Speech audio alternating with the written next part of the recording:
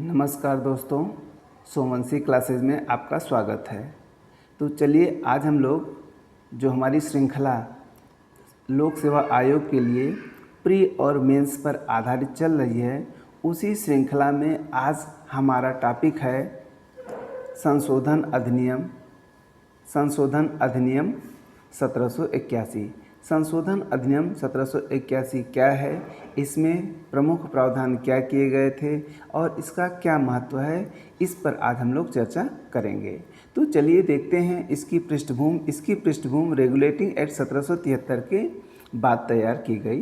तो यानी सबसे पहले रेगुलेटिंग एक्ट 1773 के द्वारा ब्रिटिश संसद ने कंपनी पर अधिकार के लिए कुछ कानून बनाए थे, लेकिन उस कानून में कुछ अस्पष्टता थी।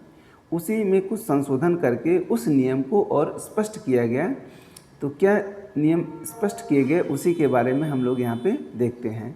तो देखते हैं कि जो संशोधन अधिनियम 1781 है, इसमें मुख्य प्रावधान क्या किए गए। तो इसमें जो मुख्य प्रावधान किए गए, पहला है सुप्रीम कोर्ट का अधिकार क्षेत्र सीमित किया गया। यानी जो 1774 में कोलकाता में सुप्रीम कोर्ट की स्थापना हुई थी, पहले उसका अधिकार बहुत ही विस्तृत था, लेकिन इस अधिनियम के द्वारा कुछ संशोधन करके उसके अधिकार को सीमित कर दिया गया। सुप्रीम कोर्ट का अधिकार केवल कोलकाता नगर क्षेत्र तक और वहां रहने वाले ब्रिटिश नागरिकों तथा उनकी संपत्ति तक सीमित कर दिया गया। ठीक है, तो सुप्रीम कोर्ट का अधिकार केवल कोलकाता नगर क्षेत्र में जो रह रहे हैं वहाँ के ब्रिटिश नागरिकों और उनकी संपत्तियों तक सीमित कर दिया गया।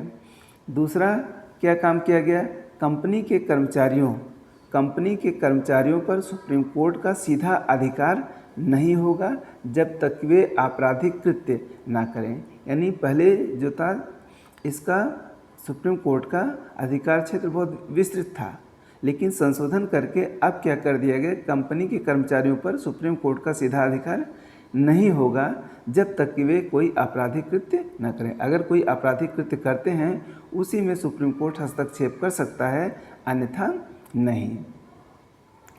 दूसरा क्या संशोधन किया गया, भारतीय कानूनों का सम्मान। यानी भारतीय कानूनों का सम्मान करने की बात इस अधिनियम में कही गई। सुप्रीम कोर्ट को निर्देश दिया गया कि वह हिंदुओं के मामले में हिंदू विधि और मुसलमान के मामले में इस्लामी विधि के अनुसार निर्णय करे। यानी सुप्रीम कोर्ट को यह सख्त निर्देश दिया गया कि हिंदुओं के मामले में हिंदू विधि से और मुसलमानों के मामले में इस्लामी विधि के अनुसार निर्णय किया जाए। यानी धार्मिक रीति रिवाजों का सम्मान इस अधिनियम के द्वारा किया जाने लगा। तीसरा संशोधन इसमें क्या किया गया, कार्यकारी परिषद के अधिकार स्पष्ट किए गए।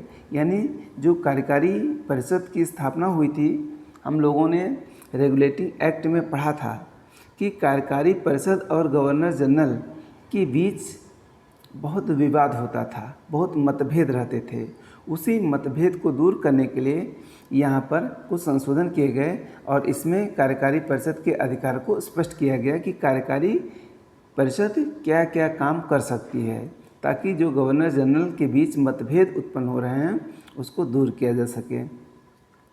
तो इसमें पहला गवर्नर जनरल और उसकी कार्यकारी परिषद के बीच शक्ति वितरण को साफ किया गया कि किसका क्षेत्र क्या है, कौन क्या काम कर सकता है, एकदम स्पष्ट कर दिया गया, जिससे दोनों में जो विवाद होता था वह विवाद न हो। दूसरा, परिषद के निर्णय गवर्नर जनरल पर बाध्यकारी होंगे, परंतु विशिष्ट मामलों में गवर्नर जनरल को निर्णय लेने का स्वतंत्र अधिकार भी दिया गया। इसमें बताया गया कि जो परिषद है, परिषद का निर्णय जो होगा वह गवर्नर जनरल के लिए बाध्यकारी होगा, गवर्नर जनरल को मानना ही होगा, लेकिन कुछ विशिष्ट मामलों में गवर्नर जनरल को स्वतंत्र निर्णय लेने की भी छूट दी गई कि गवर्नर जनरल अपने विवेकानुसार निर्णय ले सकता है। ठीक है। चौथा क्या संशोधन किया गया, प्रेसिडेंसीज का कार्यक्षेत्र पुनः परिभाषित किया गया। जो प्रेसिडेंसीज थी उनका कार्यक्षेत्र पुनः परिभाषित किया गया।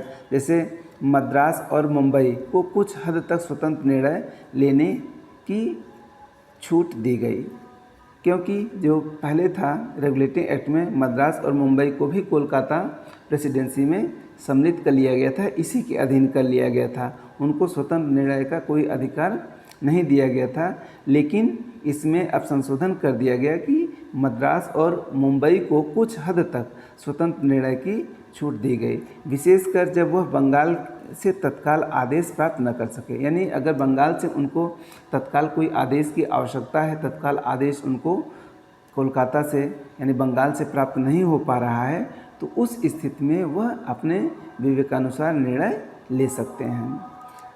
इस अधिनियम संशोधन अधिनियम का क्या महत्व है? इस संशोधन अधिनियम का महत्व है, इसका पहला जो महत्व है, यह अधिनियम कंपनी के प्रशासन और न्याय व्यवस्था में स्पष्टता और स्थिरता लेकर आया। यानी इस अधिनियम के द्वारा जो कंपनी का प्रशासन और न्याय व्यवस्था है उसमें स्पष्टता आई और स्थिरता आई।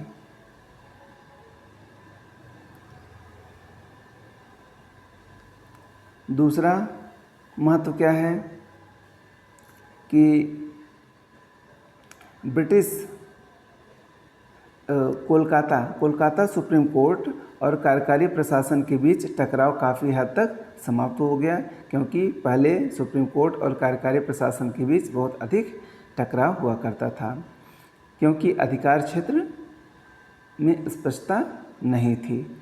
ब्रिटिश शासन ने भारतीय सामाजिक और धार्मिक परंपराओं का औपचारिक तौर पर पहली बार सम्मान करना स्वीकार किया। कैसे स्वीकार किया? क्योंकि हिंदुओं के मामले में हिंदू विधि से और मुसलमानों के मामले में इस्लामी विधि से निर्णय देने का आदेश दिया गया।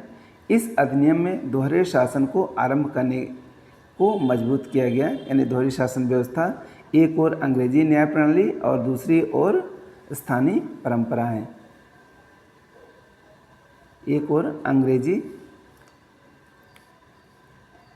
अंग्रेजी न्याय प्रणाली और दूसरी ओर स्थानीय परंपराएं, दोनों से यहाँ पर शासन करने का प्रथा प्रारंभ की गई। इसलिए कहा जाता है कि इसी अधिनियम में दोहरे शासन को आरंभ करने की प्रथा प्रारंभ हुई।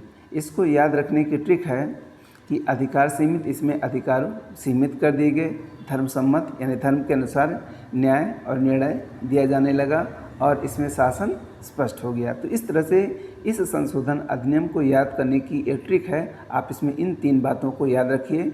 अधिकार सीमित हो गए, धर्मसम्मत निर्णय दिया जाने लगा और शासन स्पष्ट हो गया। ठीक है, तो यह हमारा संशोधन अधिनियम 1781 था। अगर हमारा यह प्रयास आपको अच्छा लग रहा है तो हमारे इस चैनल को आप लोग लाइक और सब्सक्राइब ज़रूर कर दें। चलिए मिलते हैं अगले वीडियो में।